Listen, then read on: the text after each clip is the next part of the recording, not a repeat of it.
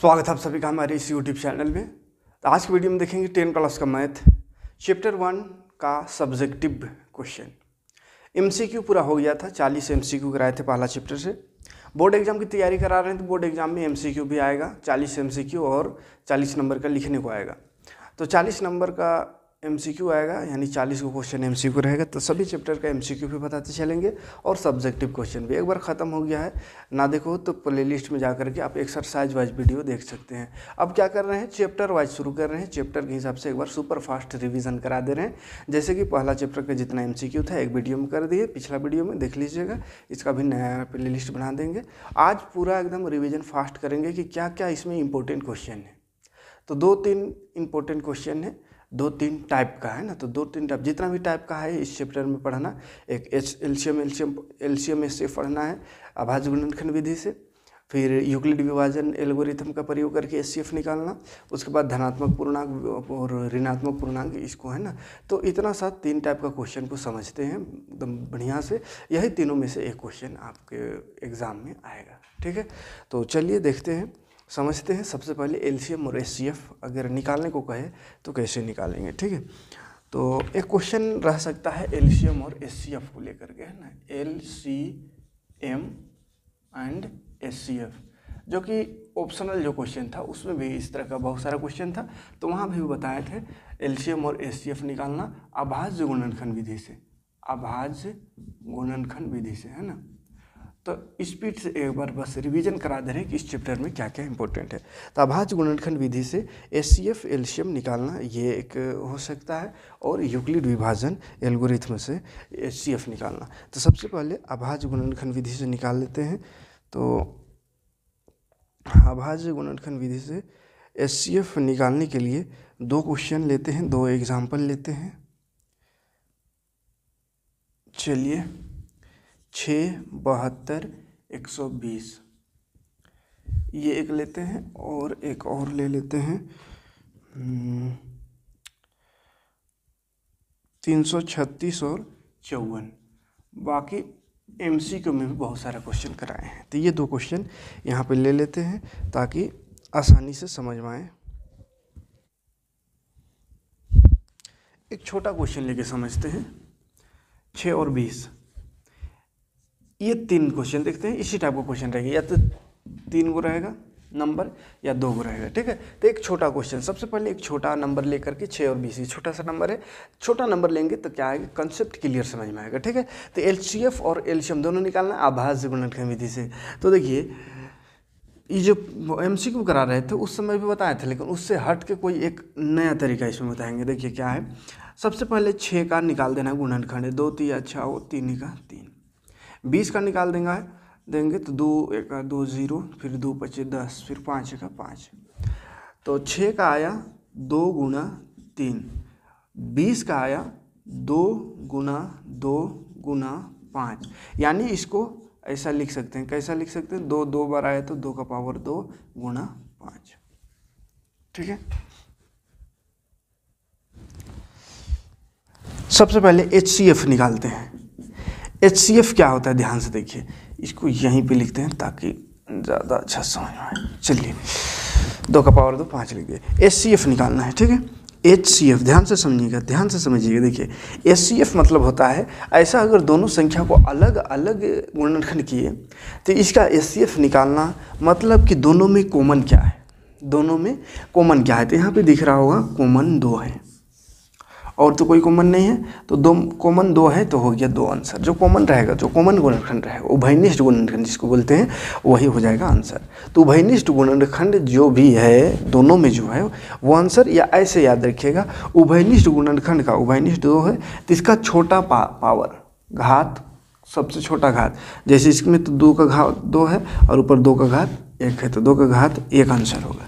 उभयनिष्ठ यानी दोनों में है, तो दोनों में है ये 2 और ये 2, यहाँ भी है और यहाँ भी पावर में लिखा हुआ है, तो 2 का पावर 2 और 2।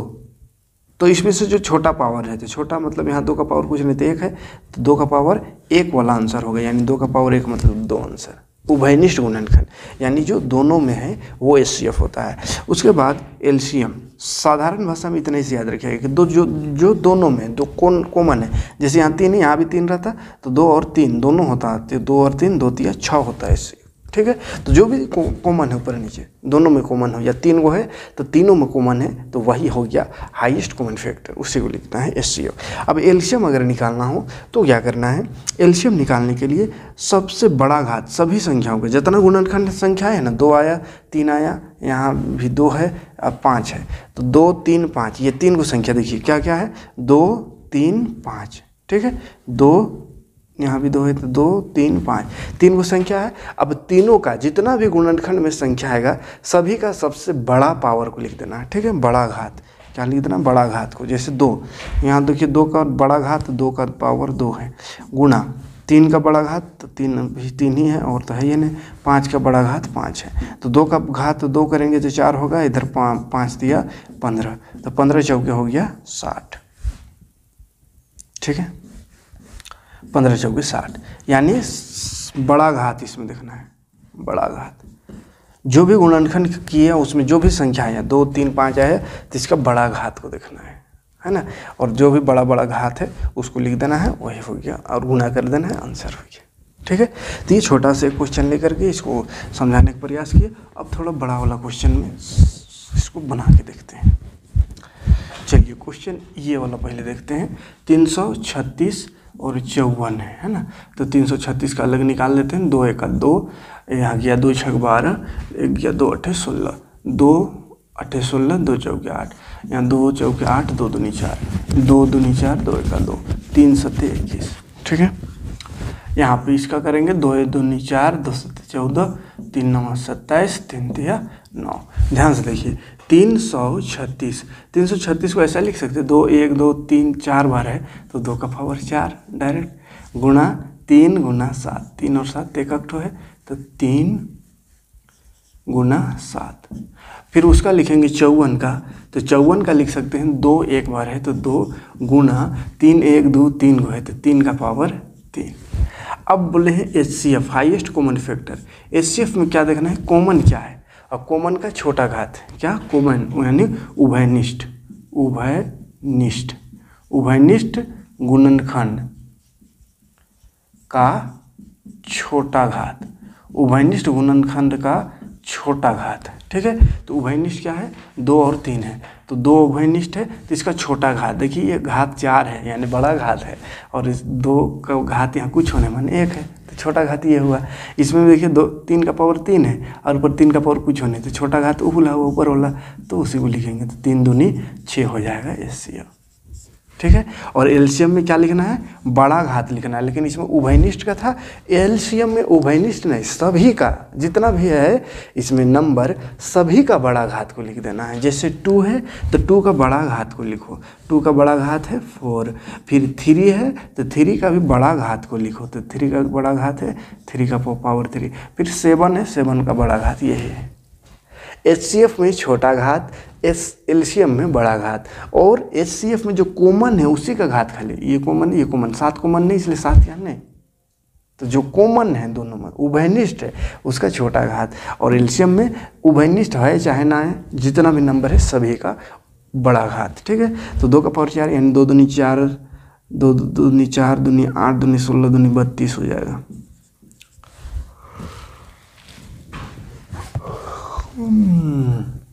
2 का पावर 4, 2 दूनी 4 दूनी 8 दूनी 16 हो जाएगा ना 16। 3 का पावर 3, 3 का 9 दिया 27 गुणा 7। अब गुणा कर देना है, गुणा करने आता होगा 16 गुना 7 7 49, 7 दूनी 14, 15 16 17 18, फिर 189 को 16 से गुना कर दीजिए, गुणा करने आता होगा गुणा नहीं करते रहेंगे, ठीक है। बस कंसेप्ट समझिए, इस तरह का क्वेश्चन आए तो इस तरह से आप बना सकते हैं। एक और देख लेते हैं, इसको भी 3 डिजिट का रहे तो 3 नंबर रहे तो कैसे करना है। 6 72 और 120, 6 का निकाल लेंगे 2 3 6 हो गया, तो 6 का आ गया 2 गुना 3।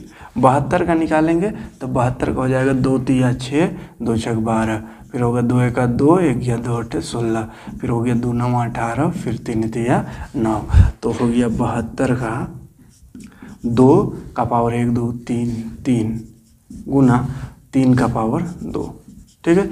120 120 में हो गया 2 छक 12, 2 0 0, 2 तिया 6, 2 0 0, 2 15 यहाँ 30, 3 बचे 15। तो 120 का जो है वो आगे देखिए 1 2 3 को 2 तो 2 का पावर 3 गुना 3 अकेला 5 अकेला। देखिए हमको निकालना है HCF। HCF मैंने बोले हाईएस्ट कॉमन फैक्टर, यानी कॉमन क्या है, कॉमन क्या है और उसका छोटा घात है ना, कॉमन क्या है उसका छोटा घात। तो 2 देखिए तीनों में है, 2 तीनों में देखना है, 3 को है तो तीनों में, तो 2 तीनों में है तो 2, लेकिन छोटा घात को लिखेंगे तो यहाँ 3 3 बड़ा घात है, इसमें घात कुछ नहीं माने कुछ नहीं, छोटा सबसे यही हुआ। उसके बाद 3 3 3 3 भी तो कॉमन है तो 3 भी लिख देंगे और छोटा घात यही है 3 का पावर कुछ नहीं, तो ये हो गया 3 दूनी 6 इसका भी आंसर। उसके बाद LCM निकालने में बोले जितना संख्या है सभी का बड़ा घात, तो 2 है तो 2 का सबसे बड़ा घात 2 का घात 3 गुना 3 है तो 3 का सबसे बड़ा घात 2 है, फिर 5 का घात तो सबसे बड़ा 5 है। अब इसको गुना कर दो, 2 दूनी 4 दूनी 8 हो गया, 3 तिया 9 हो गया गुना 5 तो हो गया 8 9 72 गुना 5, 72 को गुना 5 कर दीजिए, 5 दूनी 10, 5 से 35 है 36, 360 हो गया आंसर। तो इस तरह से LCM HCF आप निकाल सकते हैं, इस तरह का क्वेश्चन एक आएगा एग्जाम में। ठीक, यूक्लिड विभाजन प्रमेय का या एल्गोरिथम बतवा के, ठीक है। और एक ऐसा भी क्वेश्चन रहेगा जो कि कल बताए थे इसलिए आज नहीं बता रहे। HCF जैसे दिया हुआ था 26 91 का HCF दिया हुआ है, मान के चलिए ये 13, बोलेगा इसका LCM निकालो इसी का। तो दो संख्याओं का गुणा LCM गुना HCF बराबर दोनों संख्याओं का गुणा है। तो इस तरह का बहुत सारा क्वेश्चन कराए थे, इसलिए इसको यहाँ पे नहीं देखेंगे, पिछला वीडियो में बहुत सारा क्वेश्चन बताए थे। ठीक है, चलिए यूक्लिड विभाजन एल्गोरिथम ये नहीं बताए थे ऑप्शनल वाला में, क्या है कि उसमें शॉर्टकट तरीका से बताए थे आंसर निकालने का, सिर्फ निकालने का, क्योंकि वहाँ तो लिखना नहीं था, वहाँ पे आंसर लाना था। टिक लगाने वाला आंसर लाना रहेगा तो उसमें लंबा नहीं करने रहना है, लेकिन इसमें लिखने वाला है तो लिखा हुआ रहेगा यूक्लिड विभाजन एल्गोरिथम से इसका HCF निकालो, तो निकालना तो पड़ेगा इसी नियम से, शॉर्टकट से काम नहीं चलेगा। तो चलिए क्वेश्चन इसका भी ले लेते हैं एक दो, जैसे एक क्वेश्चन लेते हैं 4 0 5 2 और 1 2 5 7 6। चलिए इसको ले लेते हैं। ठीक है, करना क्या है देखिए, जो छोटा रहेगा उसको इधर लिख दीजिएगा, छोटा को इधर लिखेंगे, भाग देना है इधर, बड़ा को यहाँ भाग देना, भाग देने आता है। क्या करना है, 4 से होगा, 4000 है ये 12000, तो 3 बार में हो जाएगा, 4 तिया 12 होता है ना, तो गुना करके देखते हैं, 3 दूनी 6, 3 5 15, 3 0 0 1 बचल था 1, 3 चौके 12, देखिए 12156 आएगा। भैया हम घटाते हैं तो जानबे करते हैं, भाग देना 0 5 2 7 और 4 1 5, इतना हो गया, ये शेषफल बच गया। अब यहाँ से मेन खेला शुरू होता है, ये शेषफल बच गया तो अब इसको ऐसा घेर देते हैं और ये वाला उठा करके यहाँ लिख देते हैं, यानी 4500 यहाँ आ जाएगा, फिर इसको भाग देते हैं। ठीक है, अब देखिए ये 400 है, ये 4000 है, तो लगभग 9 बार में जाएगा, तो 9 बार में करके देखते कितना आता है, 9 0 0, 9 दुनिया 18 का 8 हाथ में 1, 9 चौके 36 और 1 37, देखिए ठीक आया लगभग। तो 2 में 0 घटाएंगे 2, 15 में 8 घटेगा तो 7, यहाँ 9 बच गया, 9 में 7 तो 2, इधर तो 3 में 3 खत्म, 272 रिमाइंडर आया शेषफल। अब फिर से क्या करेंगे, इसको ऐसा कर देंगे और ये वाला फिर उठ के चल जाएगा, ये वाला उठ के चल जाएगा कहाँ, यहाँ। ठीक है, तो 420 यहाँ आ गया।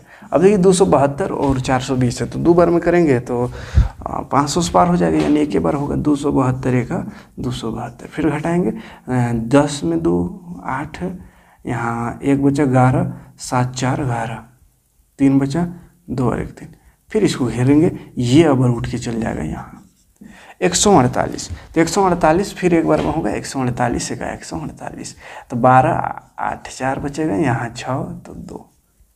ठीक, फिर ऐसा फिर 148, अब 24 और 148 लाना है, तो कई बार में आएगा, हमको लगता है 6 बार में ठीक रहेगा, 6 चौके 24, 6 दूनी 12 13 14, ठीक है, तो ये हो गया 4 4 8, 4 बच गया है ना। फिर इसको ऐसे करेंगे, ये 24 वहाँ चल जाएगा, तो 4 छक 24, जब तक नहीं ख़त्म होगा तब तक करते रहना। 24 में 24 ख़त्म हो गया कहानी।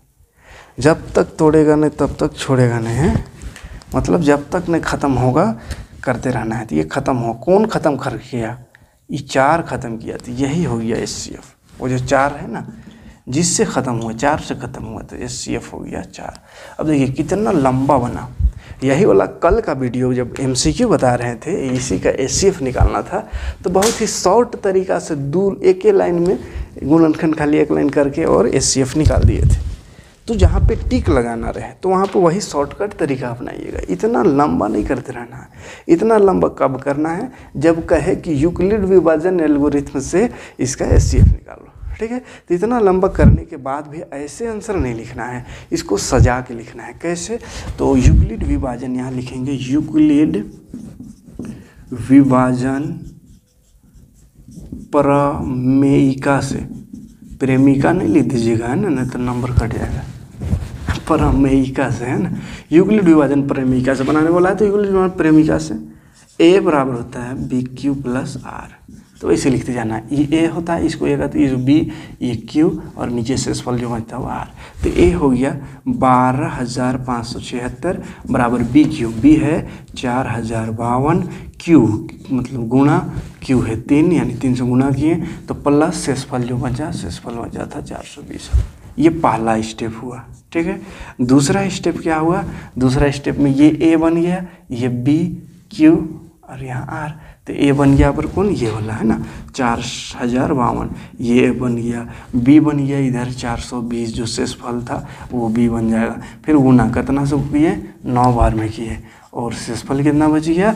272 बच गया, ठीक है। दूसरा स्टेप हो गया, ठीक है।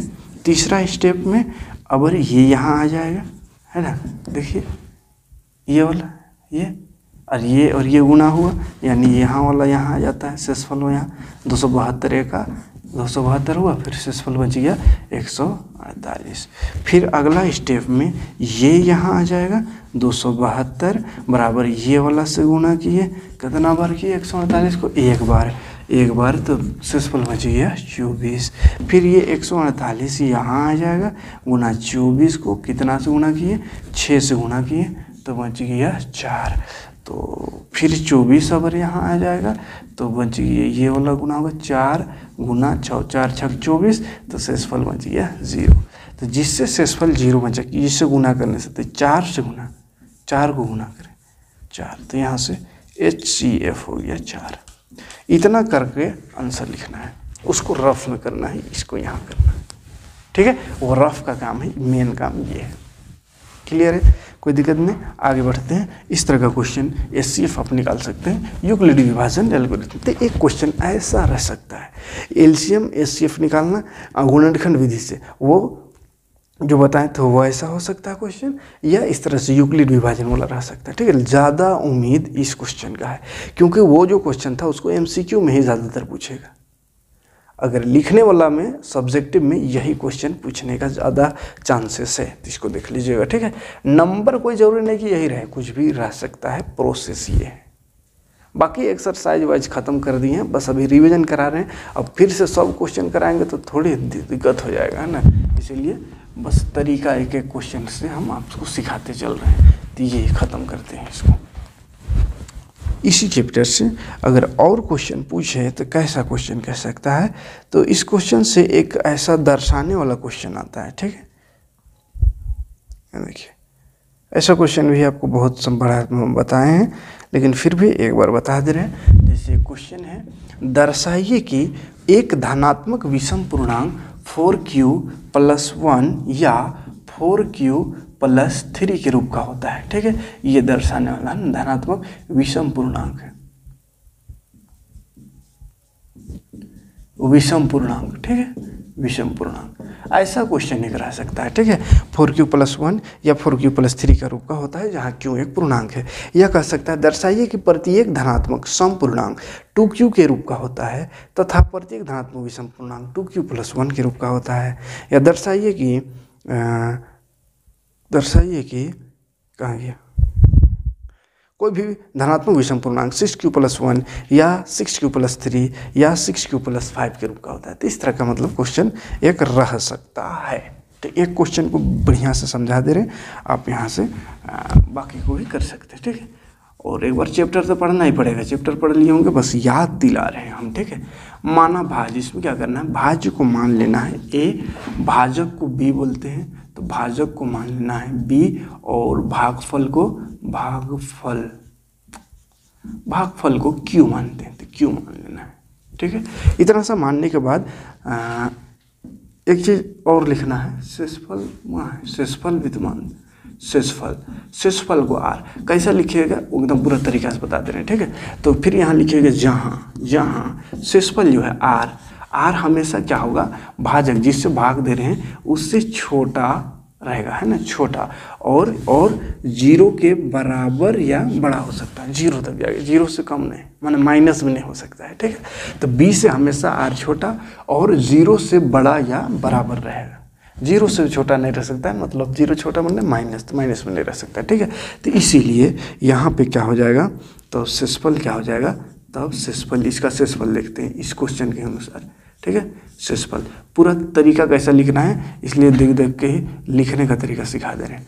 आर शेषफल क्या हो जाएगा, यहाँ देखिए भाजक बी कितना है, यहाँ 4 है, बी कितना है 4, दिख रहे हैं, बी 4 यहाँ पे लिख दीजिएगा, भाजक बी 4 दिया हुआ है, ठीक है। बी देखिए ना 4 दिया हुआ है, तो 4 है तो शेषफल क्या होगा, 4 से छोटा होगा, लेकिन 0 भी हो सकता है, तो 0 1 2 3 तक होगा, ठीक है, 0 से 3 तक आया बस में। अब लगा देना है यूक्लिड विभाजन एल्गोरिथम, यूक्लिड विभाजन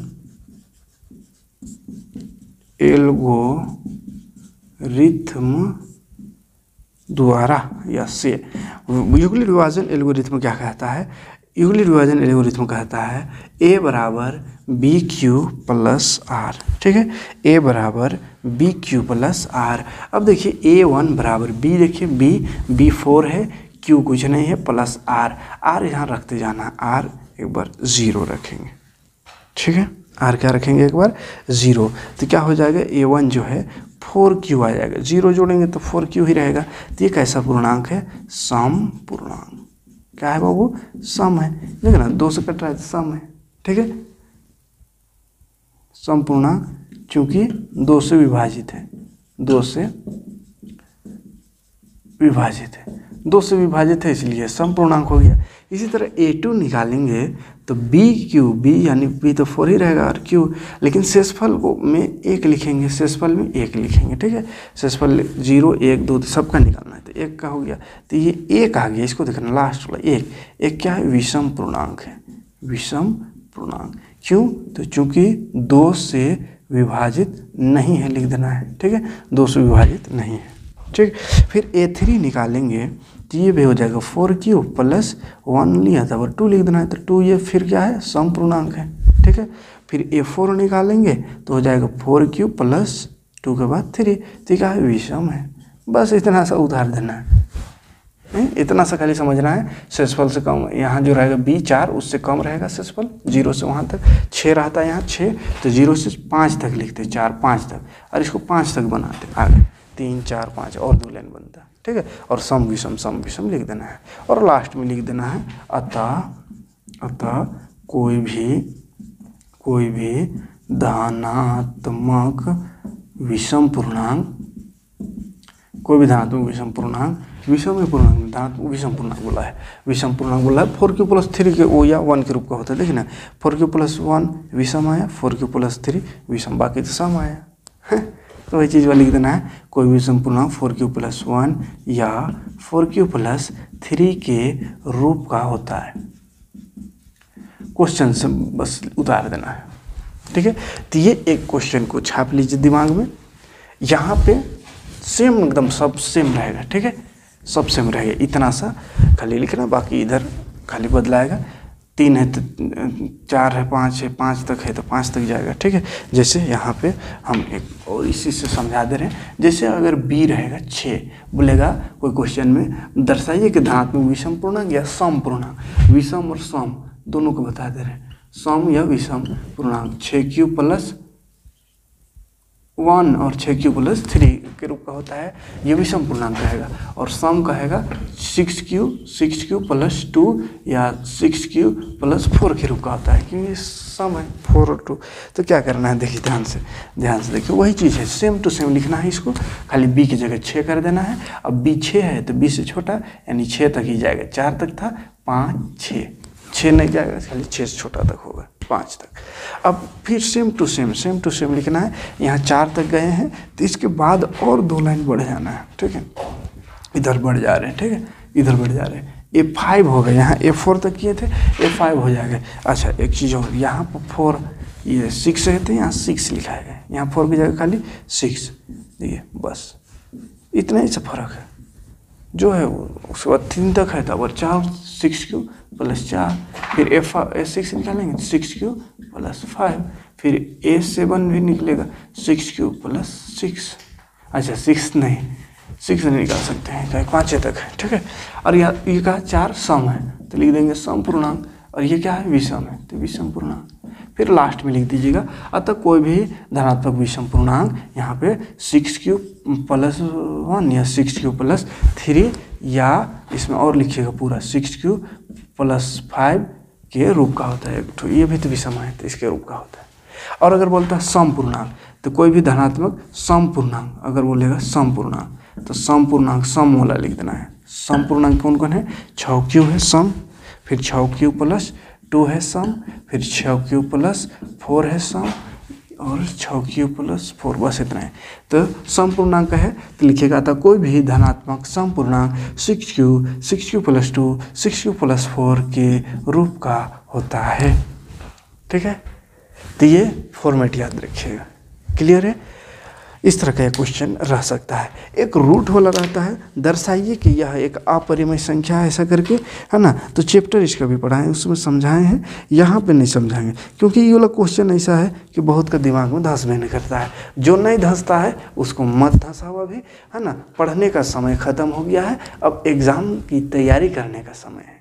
तो एग्ज़ाम की तैयारी में वैसे क्वेश्चन में हमेशा वैसे क्वेश्चन से बच के रहना है जो कि अभी तक, जैसे 5 7 8 महीना हो गया, 10 महीना हो गया, लेकिन अभी तक वो क्वेश्चन अगर दिमाग के ऊपरे से ख़त्म हो जाता है, नहीं समझ में आता है, तो वैसा क्वेश्चन को साइड ही रखिए, उसको ऑप्शनल में रखिए, क्योंकि ऑप्शन है यहाँ पे, है ना। रूट वाला जो क्वेश्चन आता है, जिसका ऑप्शन नहीं उसको तो कोशिश करिए रट उठ के भी किसी तरह याद करने का, लेकिन यहाँ वाला जो रूट वाला क्वेश्चन है, दर्शाइए कि √5 एक अपरिमेय संख्या है, या दर्शाइए कि 2√3 एक अपरिमेय संख्या है। तो ऐसा क्वेश्चन जो है ये अथवा में रहता है, ये ऑप्शन है, इसके साथ बाकी जो क्वेश्चन है वो बन सकता है। तो क्यों ना हम जो बन सकता है, जो आसान है, उस पर फोकस करें। जो नहीं बन सकता है उस पर माथा फोड़ के कोई फ़ायदा नहीं है। माथा फोड़ना था इससे पहले जब एक्सरसाइज पढ़ा रहे हैं, तो उस समय जिसको समझ में आ गया तो वो बना लेगा, वो एक बार देख लीजिएगा फिर से, वो बना लेगा इसको। और अगर जिसको नहीं समझ में आता है, क्योंकि अक्सर देखते ये क्वेश्चन से भागता है, तो ठीक है भाग जाओ, कोई दिक्कत नहीं है, इसको छोड़ो, इसके एवज में जो अलग कोई दूसरा क्वेश्चन है उसको बनाओ, ठीक है। तो एक ग्रुप में 7 क्वेश्चन रहेगा, जिसमें से एक वो रूट वाला रहेगा, तो उसको गोली मार दो। बाकी 5 क्वेश्चन को तैयार बढ़िया से करो, है ना। बाकी 6 क्वेश्चन को तो उसमें से भी 5 बनाना है, 2 को गोली मारना है वहाँ 7 में से। तो एक रूट वाला को समझो गोली मार देंगे, बाकी जो आएगा इस तरह का एक क्वेश्चन इसको बना लीजिएगा, और बाकी चैप्टर से आएगा उसको बना लीजिएगा, ठीक है। तो चलिए आज की वीडियो में इतना है, छोटा ही कम बताएंगे। पहला चैप्टर कंप्लीट हो गया, लेकिन इतना ही चीज़ को देखना है। पहला में लिखित वाला में इतना ही क्वेश्चन आएगा, इसके अलावा और कोई नहीं आ सकता। बाकी MCQ जो भी था उसको बता चुके हैं। अब आएंगे नेक्स्ट वीडियो में सेकेंड चैप्टर लेकर के। सेकेंड चैप्टर में फिर MCQ देख लेंगे पहले, उसके बाद फिर सब्जेक्टिव का ऐसे ही कुछ इंपॉर्टेंट क्वेश्चन देख लेंगे, किस टाइप का क्वेश्चन आता है उसको पूरा विस्तार से समझाएंगे, कैसे लिखना है, कैसे एग्जाम में बनाना है, ठीक। तो चलिए, उम्मीद है वीडियो समझ में आया होगा। तो एक काम करिए, लाइक तो करिए, उसके साथ साथ कमेंट करके भी बताइए कि कैसा समझ में आ रहा है, ताकि हम आगे जल्दी क्लास दे पाएँ। और वीडियो को शेयर कीजिए वीडियो को, और नए हो तो सब्सक्राइब ज़रूर कर लीजिए। मिलते हैं नेक्स्ट वीडियो में। Thanks for watching.